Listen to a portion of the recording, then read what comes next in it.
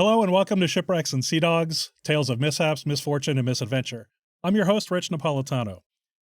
Today, I'm excited to welcome back to the podcast author and historian Richard Jones. Richard, thank you so much for being here. You're the author of many books. Can you tell us a little bit about the books that you've written and the work that you do? Yeah, well, it all started when I was in my early 20s, and I'd been collecting things about shipwrecks for years, ever since I was a little boy, and I just thought, what am I going to do with all this information that I've collected?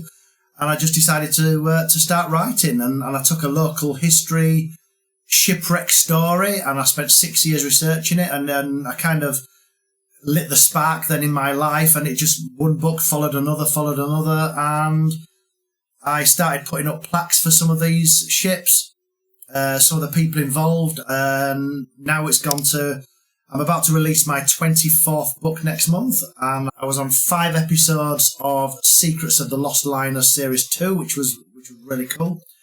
And I've just put up my 19th plaque, this one to a guy that was involved in the explosion at Halifax with the Mont Blanc, which you've actually covered.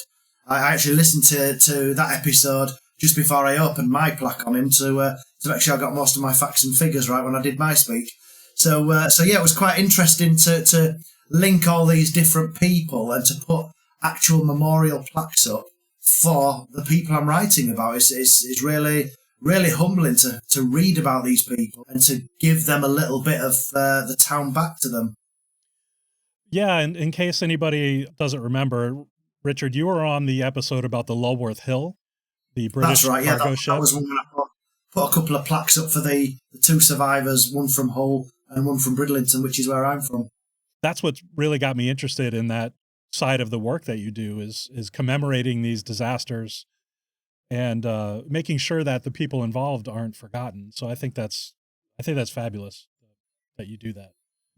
The book on the Lworth Hills is still in its production stage, but I have managed to conduct quite a few interviews, and I've got some very. If you remember, in that podcast, there was the story of the guy just before he died. He took his ring off and gave it to one of the actual survivors, the guy who made it.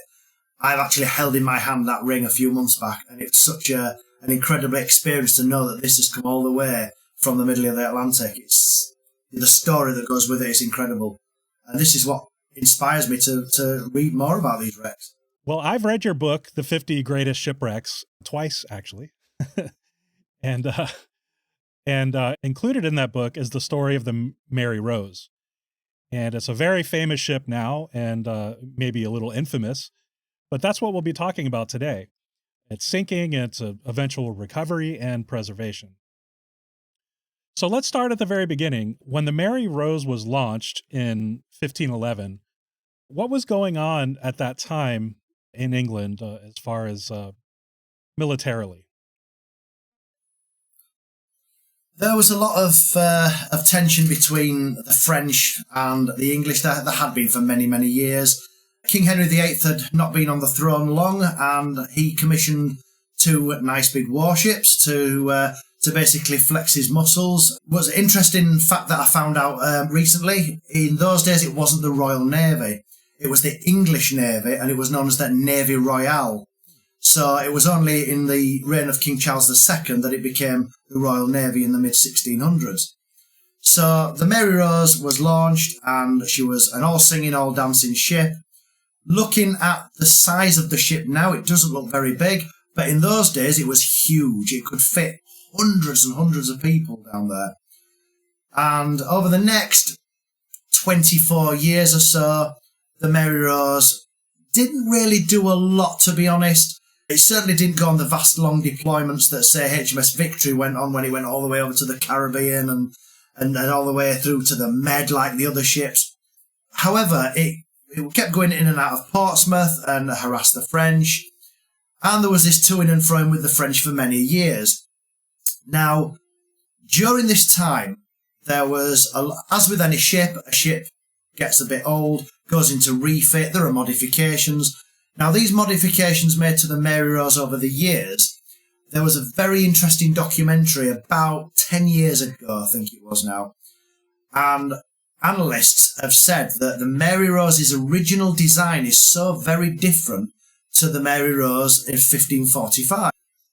There'd been a lot of things added on, not so much down below decks, but above the decks.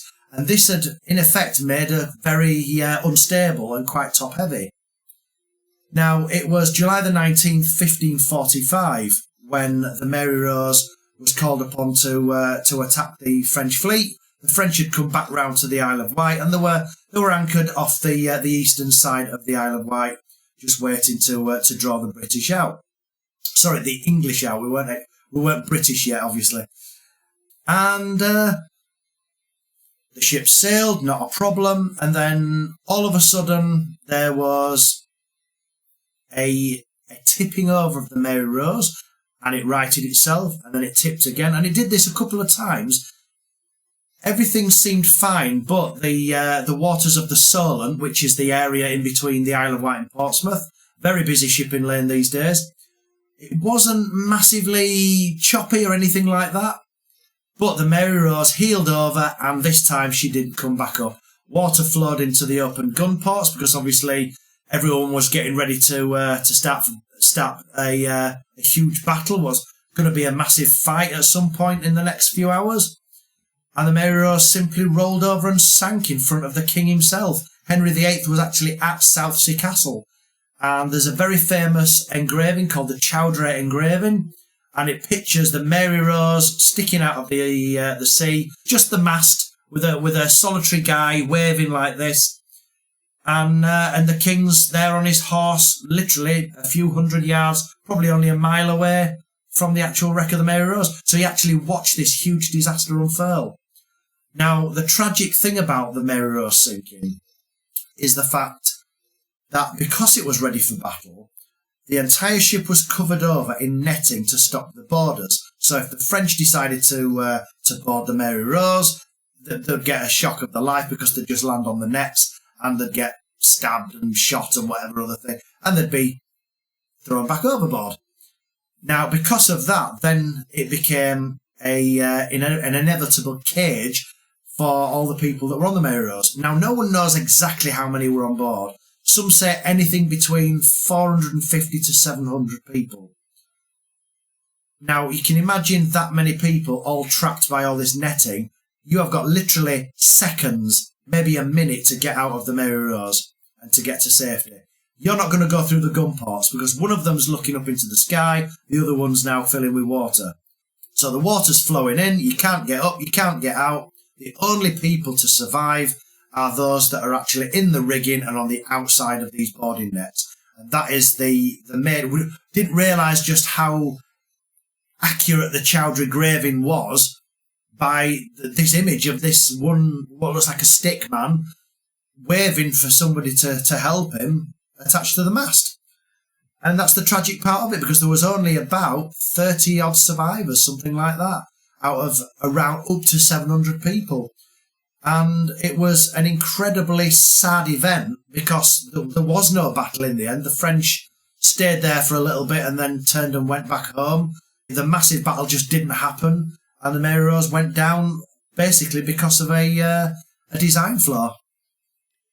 And that's what's interesting, I think, to people like us that look into these things, is that there wasn't any apparent issue. The weather wasn't that bad, and the ship itself didn't have any obvious problems.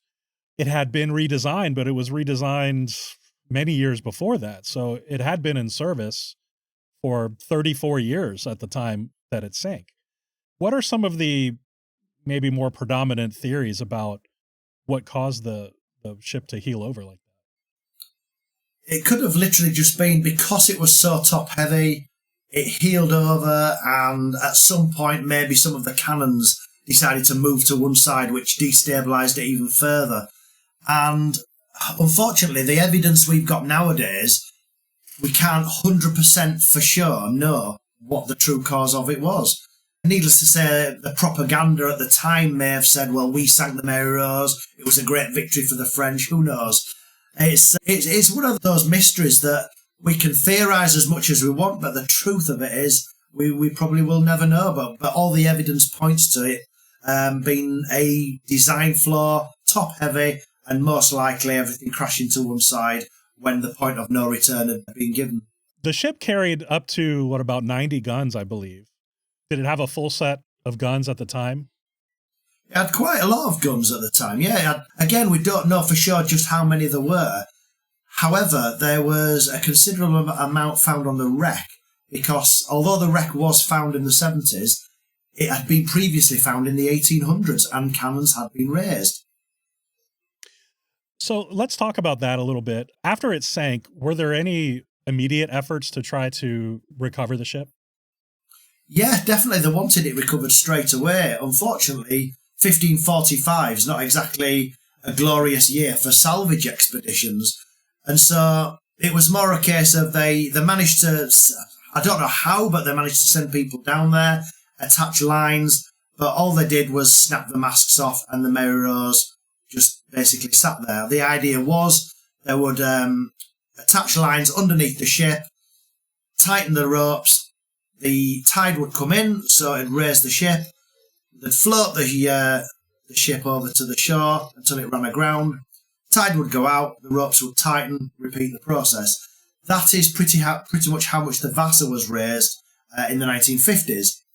Now, unfortunately, they just didn't manage to do it at all. It was cast aside as a bad job, and the entire ship, the only thing they managed to do was know roughly where it went down, but by this point the Mary Rose was completely on its side. Now, we fast forward possibly around 300 years, and a fisherman snags his nets on an unknown obstacle. Divers go down because now we're in the age of the diver. We've got these great big screw-on helmets and things like that, and air tanks and diving bells, and it's the glorious years of when diving was first really coming about. And a couple of guys called the Dean brothers came along, and they went down there, and they were quite shocked to find what they thought was a very old warship. It was soon identified as the Mary Rose, and they thought, right, hang on a minute, there's quite a lot of interesting artefacts here. And the first thing they managed to find was some of the cannon, which back in those days, I mean, great big cannon, the metal they were made out of, it would be a lot of money. It would fetch a nice price.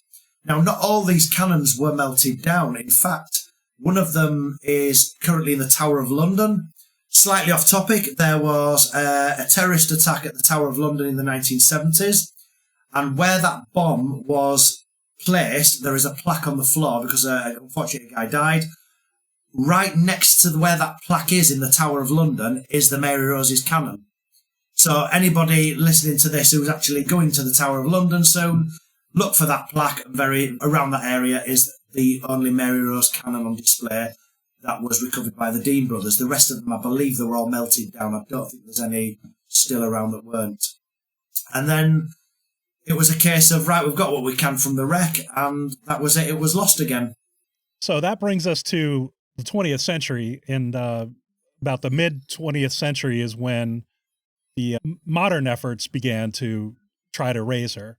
What did they do at first to discover it, and what were the recovery efforts? So it all started with a historian called Alexander McKee. And he was already getting quite renowned as a military and naval historian. He published a number of books. A couple of ones he'd written about the Royal Oak sinking. He'd written about Death Raft of the Medusa, which was an absolutely horrendous story. Again, that went down in history. And he thought, right, I'm going to search for the history that's in the Solent. And he launched what he called Project Solent Ships. And the idea was there were 3 wrecks on his radar. There was HMS Invincible that sank in the 1760s, I think it was. The Royal George, which went down in 1783, and the Mary Rose 1545. Now, at the time, there was no real evidence of where any of these wrecks were. So I think the Royal George was known about because it was at an anchorage. The Invincible wasn't going to be found for another few more years. But the Mary Rose massively took his interest, and he started doing an active search in the late 1960s. Now, fast forward to the early 70s, and he was using all kinds of new technology, and he was using a sonar that kind of penetrated the seabed a little bit. Now, his keen eye saw a little mark on his sonar reading, and it basically looked like a W. And you and me looking at that would not have a clue what we were looking at, because it just looks like all the other squiggles that are on a big piece of paper. But his sharp eye, he looked at that and said, "That right there, we need to look at that." And so he went down there. Several of the divers went down, started pulling away at the mud, and they found wooden timbers. Now, it wasn't a direct identification straight away, but over the coming months and years, they were pulling more and more of this mud apart, and they got confirmation very, very soon that this was indeed the Mary Rose. Now, Alexander McKee was overjoyed. He'd found Henry VIII's warship wreck, and he says, "Right, let's raise all these artifacts, and we'll preserve them while we've still got the chance." Now, that must have been a pretty monumental effort.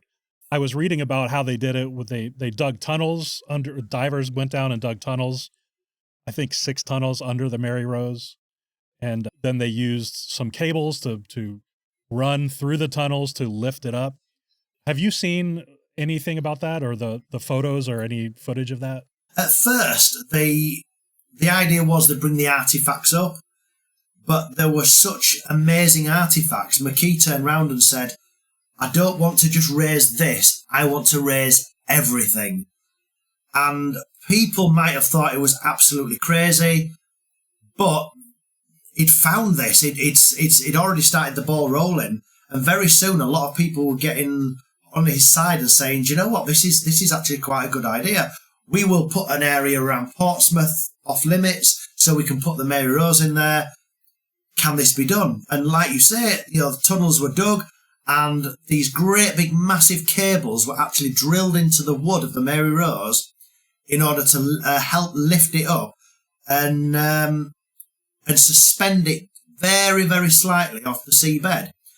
Now, the thing with the Mary Rose is the entire ship was on its side, but imagine you get these children's cutaway books where you can see the inside of the workings of a ship as if you've just sliced it straight down the middle. That is how the Mary Rose looked. The entire side of the ship had completely rotted away, been eaten by sea creatures, dragged over by netting from fishermen, currents, you name it, that has damaged the Mary Rose. What was left was these same currents were piling mud on top of it. That is what preserved the wreck. So now, after several years, we're into the late 1970s, McKee and his team had dug away at all this mud, and they'd have to come back season after season after season. They get the cables round there, they get it all hooked on, and they says, "Right, October the 10th, 1982 is going to be the day. We will raise it. It's going to be live on TV, etc., etc." This was going to be the biggest archaeological excavation underwater ever. And it was. They raised the wreck, they put this massive cradle underneath it, and then they gently lowered the wreck back onto this cradle. And it was specifically designed so the Mary Rose would fit nice and snug and it wouldn't be damaged. Now, they didn't need to have the bolts through the Mary Rose anymore. They didn't need any of that, because what they did, the cradle with the Mary Rose in would get another piece of the cradle anchored to it, and that is how it would be raised. So it'd be in effect in its own little cage. Now, at this point, there was a couple of issues. I think it was with the weather and things like that, and they had to delay it 24 hours. So it was the 11th of October 1982, and all these different people came along from all over the world. Millions watched it live on TV, and all these yachts and everything all sounded the sirens and everything. And then those immortal words onto it, I can still hear it now because it's been broadcast so many times. I mean, it was actually on the day after my 2nd birthday, so I don't remember it. But it's very significant in the fact that this was the biggest Tudor archaeological excavation ever. They found out more about Tudor history in this one site than any other site in the world. And as it came up, the first little pieces of wood to come up through the sea, the guy said, "Here is the wreck of the Mary Rose. It has come to the surface." And cannons were fired off. Prince Charles, the Prince of Wales, now our king, He was there at the crane. The crane was Togmore, and they only had the crane for a day or two more, so time was of the essence. And at this point, Alexander McKee wasn't seen. He was sort of pushed back into the crowds because there were so many people involved that everyone kind of wanted to be at the front. And Charles turned around and said, "Where's Alexander McKee? He should be stood here next to me." And someone went and got him, and he stood next to King Charles. And it's I always say when I do my talks about the Mary Rose, I say King Henry VIII watched it sink, King Charles III watched it come back up. And 437 years later, Mary Rose come to the surface. It was still dripping wet, and the entire thing just suddenly went clunk and bounced, and everyone held their breath. It was like I say, it was still live on television, and everyone just sort of stopped what they were doing because one of the legs of this cradle, it was all attached together by these 4 legs, just suddenly came apart, and it was held on by these three legs. They sent the army divers over and said, "Right, what's the score? Is this safe to proceed?" And they came back and said, "Yeah, get it on a barge, and let's get this thing done." And the Mary Rose was gently lowered onto a barge in its cradle, and everyone could now breathe a sigh of relief because the Mary Rose was now completely safe. She wasn't going to go back under, and it was cause for celebration because the Mary Rose was now entering Portsmouth Harbour, still obviously on its side. It was still in its cradle for the first time in 437 years. And it was a massive, massive thing, not for maritime history, but also for Portsmouth, because the Mary Rose was from there, and she was placed in this dry dock, and she hasn't left that dry dock since. And needless to say, there's been a lot of work going on in the last 40 odd years. I think that's what's exciting about history is when these kind of relics and artifacts are uncovered. Like you said, it was the first time in over 400 years that it had been seen above surface. And it must have been such a source of national pride to see it coming up. And there it is. We can actually see it now. I mean, I've written about the Mary Rose in 3 different books now, and each time I write about it and I speak about it, somebody always comes up to me and says, "I remember that. It was brilliant. I was stood on my balcony at home and I watched it happen." And I can imagine like a carnival atmosphere because, yes, it was a huge disaster at the time, but it went from disaster to archaeological excavation to this great achievement of bringing this history to life. Because, like I said, we have learned so much about this ship and this era by this one wreck. And it was a time for celebration. It was an engineering marvel when it was raised. So it definitely opens your eyes to some of the things. But yeah, it's a very interesting wreck. One of the ones that I initially really heard about as a kid, to be honest.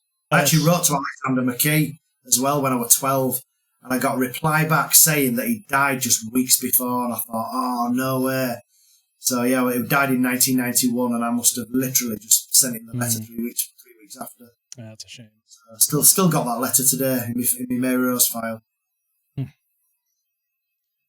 You mentioned all the artifacts that were on board, and certainly you can go on the Mary Rose Museum website, even if you're not local, to see all the artifacts that are there. But what are some of the more notable things that were brought up from the wreck? So the Mary Rose was placed in its dry dock, and unfortunately, we didn't really get to see it for about 30 years because it was sprayed with a water-soluble wax called polyethylene glycol. And this basically replaced all the impurities and the water and everything within the timber and replaced it with this wax, and it hardened the wood. Now, the Mary Rose, eventually, they brought it back upright and so that it's exactly how it should be, just without half its side gone. And they've still gone back to the wreck site and they've brought up other things since. Now, all the artefacts that you speak about, preservation cracked on straight away. This is the 70s, so these have been preserved now for the best part of 50 years. What they did find was a lot of longbows and arrows, and there's been very few examples of such weapons throughout history. The Mary Rose didn't just give us a few, it gave us thousands of them, because it was about to go into battle, and all these longbows were just there on the wreck for the taking. And so, despite the fact the museum displayed several of them, there are so many of them behind closed doors. Whenever you see a museum, there is just as much not in the museum in storage, ready for exhibitions, ready to see for private viewings, things like that. Because a museum with 10,000 longbows, it would be a very interesting museum. So they've got to limit how many of the longbows and the actual arrows that they actually put out there. But the artifacts themselves. So I first went to see the Mary Rose when I was 18. So it was in 1999, and it was a bank holiday, May Day bank holiday. And when I went to see it, could not see the Mary Rose wreck hardly at all. Because of the spraying, it was behind these glass panels, and it was just covered in all this goo, and you could barely see a thing. You certainly couldn't get a good photograph.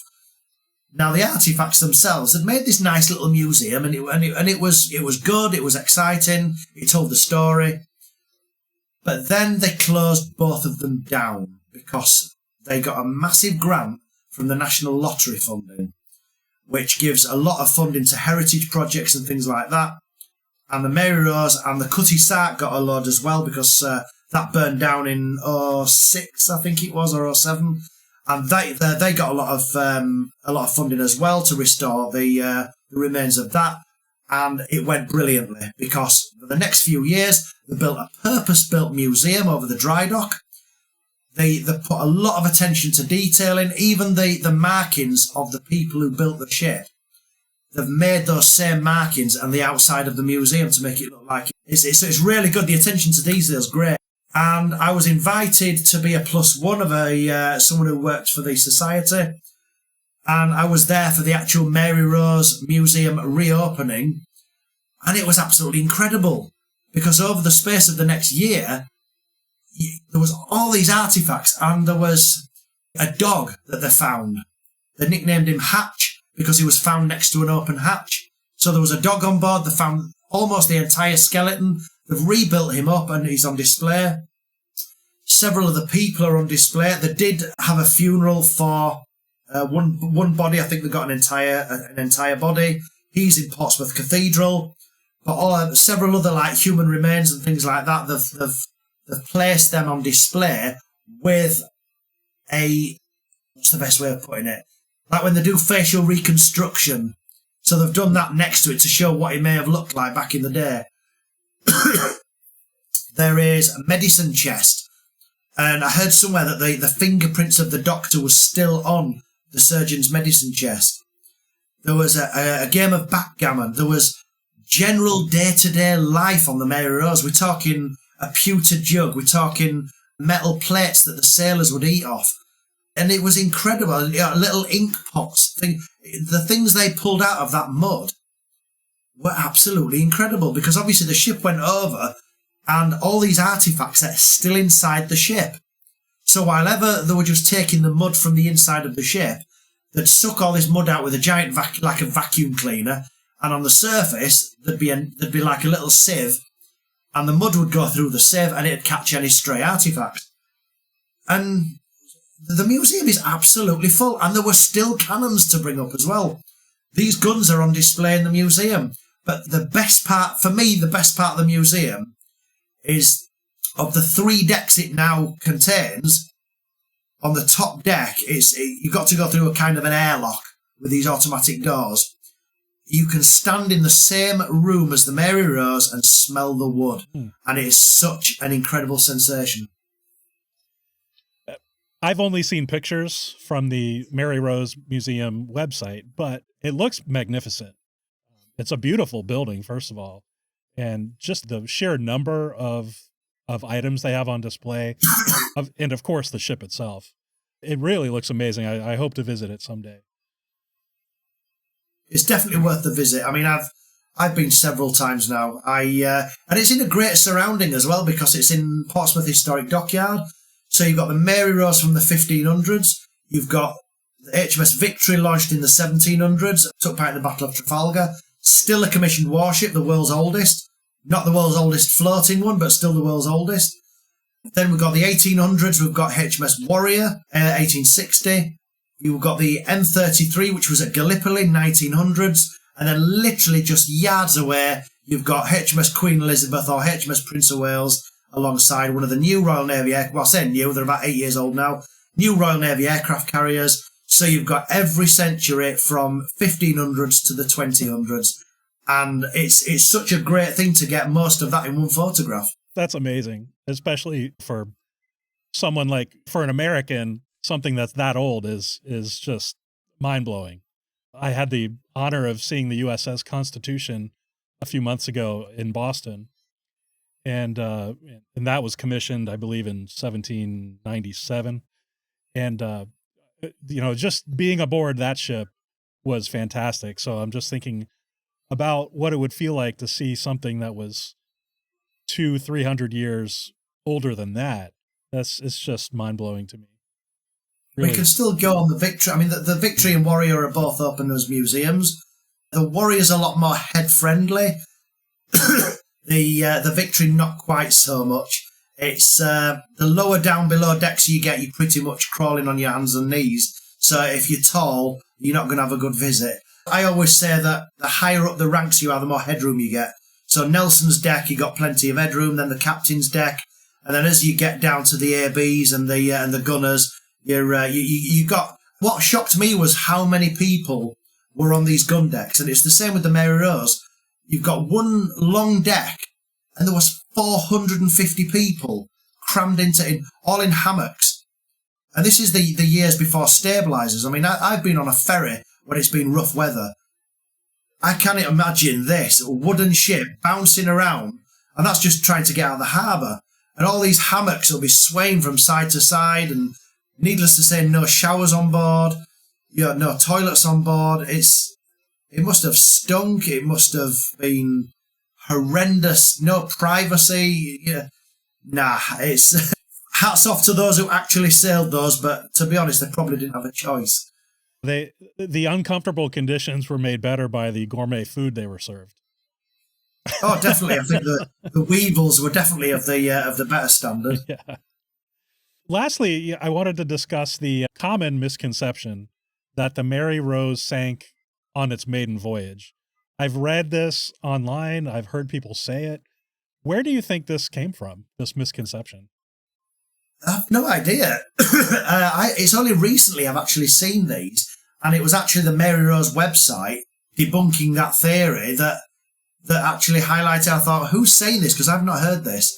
But yeah, the Mary Rose was 34 years old when she went down. She'd been at sea for years. It's strange, but people think Titanic went down on its maiden voyage, so therefore every ship should have gone down on its maiden voyage. And but surprisingly enough, the number of maiden voyage disasters is actually quite small. There's the Titanic, the Hans Hedtoft, and I've just seen on the news yesterday a North Korean warship didn't actually get out of the launch pad before it sank.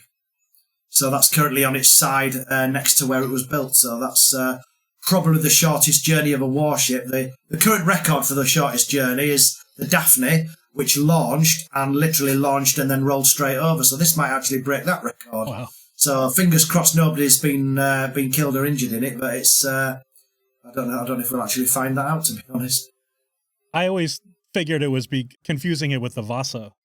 Somewhat similar circumstances. It was.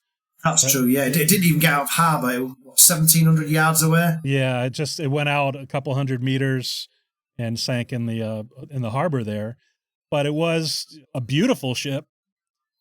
They spent a lot of money on it.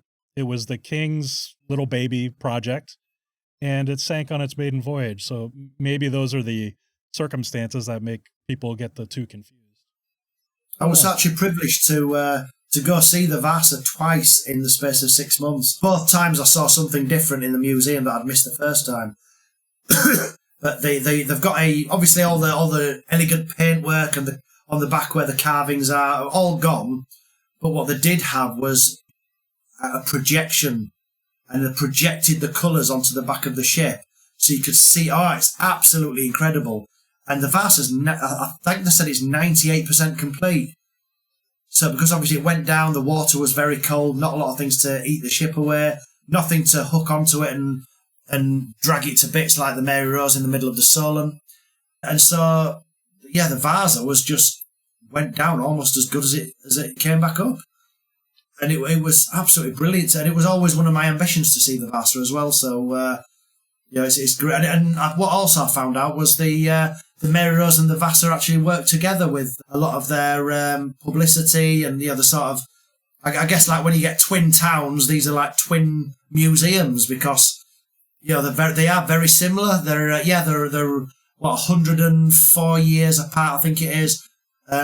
It's just incredible ships. Even the recovery efforts were similar, done in similar ways.